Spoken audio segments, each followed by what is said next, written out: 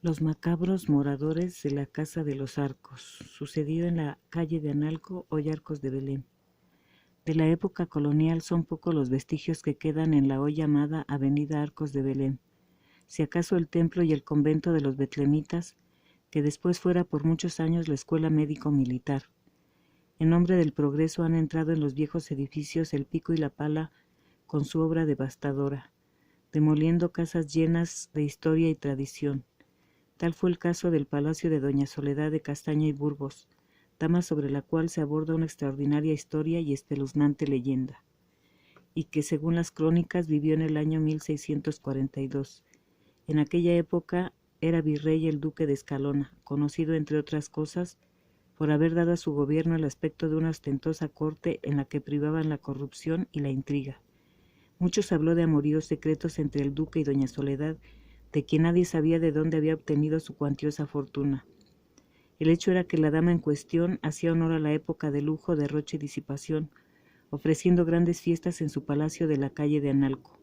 Nunca se le vio al virrey asistir a una de esas fiestas, pero sí en cambio se veía sumamente concurrida por cortesanos y nobles que se disputaban una sonrisa o una mirada de doña Soledad.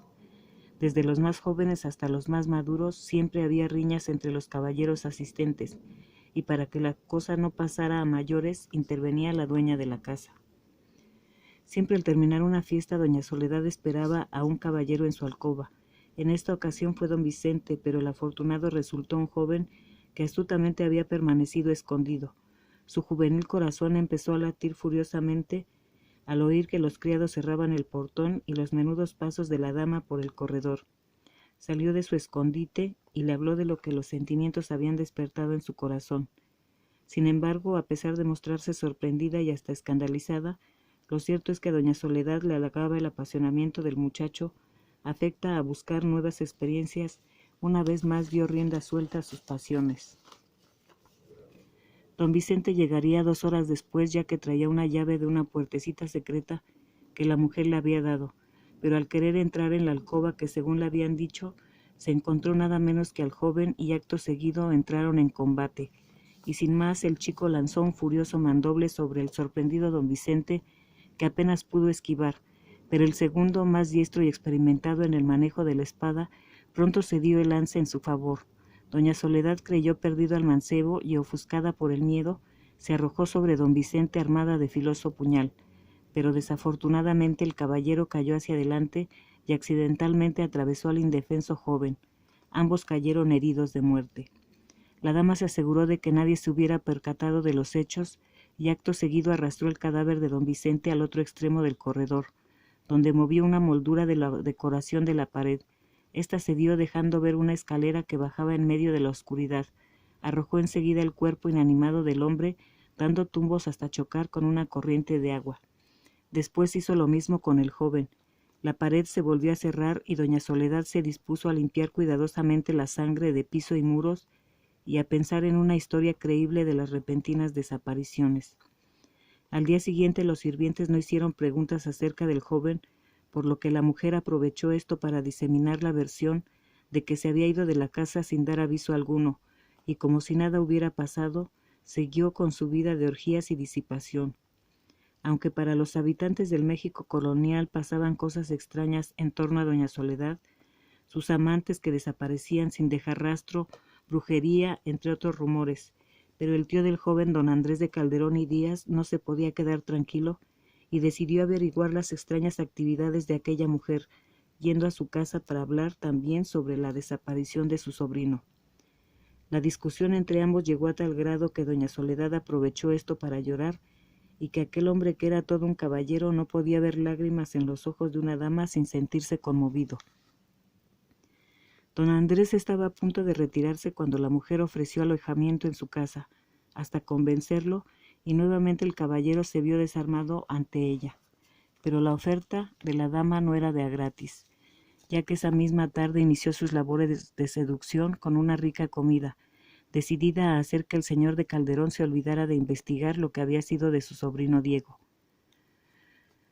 Cuando por la noche se retiraron a dormir, don Andrés ya no podía apartarla de su pensamiento. Soñando con doña Soledad, permaneció largo rato. hasta que de pronto sintió la presencia de alguien más en su habitación, y no precisamente que estuviera vivo. Pasado el suceso, el hombre sentía escalofríos y se sirvió un vaso de vino, pero al querer llevárselo a los labios sintió que algo le jalaba el brazo. La impresión que le hizo aquel contacto invisible y helado lo hizo soltar aterrorizado el vaso. Los cabellos se le erizaron y miró asustado a su alrededor. La temperatura comenzó a disminuir y esto lo hizo estremecerse de pies a cabeza. Acto seguido la luz de la bujía se apagó y, sin embargo, la habitación quedó iluminada por una extraña y lúgubre fosforescencia. El terror había paralizado a don Andrés, pues la silueta que se destacaba en una de las esquinas de la habitación empezó a moverse lentamente hacia él, hasta que se destacó claramente ante sus ojos el rostro de aquella aparición, que conocía muy bien. Era su sobrino Diego. El joven, pálido y frío, le lanzó una tristísima mirada y entreabrió los labios como para decir algo, pero una sombra gigantesca surgió y lo envolvió totalmente, dejando la habitación sumida en la oscuridad. Acto seguido entró la seductora doña Soledad alarmada. Al verle tembloroso y con el rostro pálido, preguntóle qué le acontecía, para lo que el hombre le relató aquel sobrenatural suceso. La astuta mujer se las ingenió para salirse con la suya una vez más, pues don Andrés sucumbió a sus encantos como tantos otros. Sin embargo, no por eso se tranquilizó. A la mañana siguiente el día estaba nublado y los corredores de la casa sumamente oscuros, pero cuando él abandonó su cuarto para dirigirse al comedor, volvió a experimentar una extraña sensación, pues sentía que varias presencias invisibles y etéreas lo seguían, pero sin volver la cabeza apresuró el paso hasta entrar en el comedor.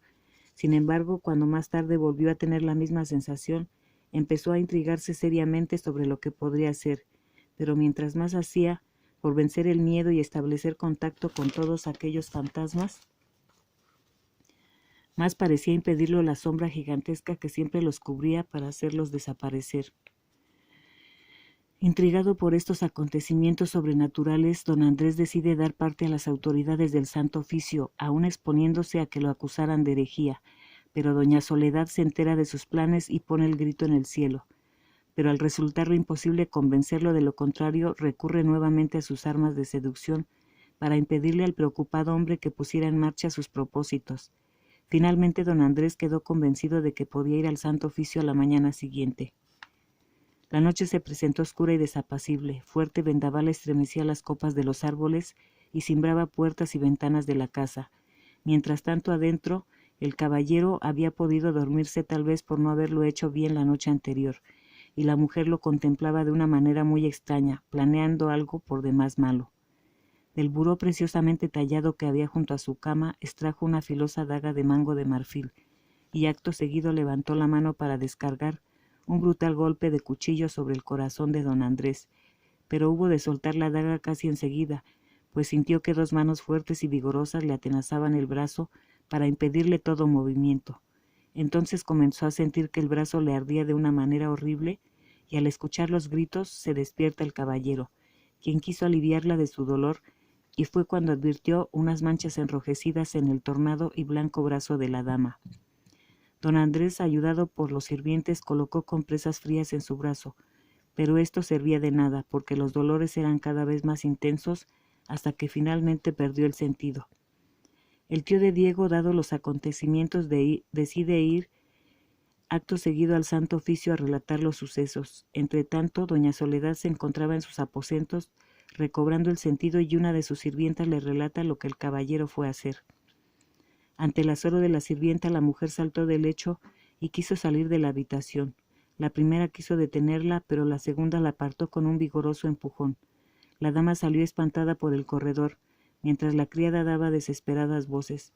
Doña Soledad llega al final del corredor y mueve la moldura de la pared.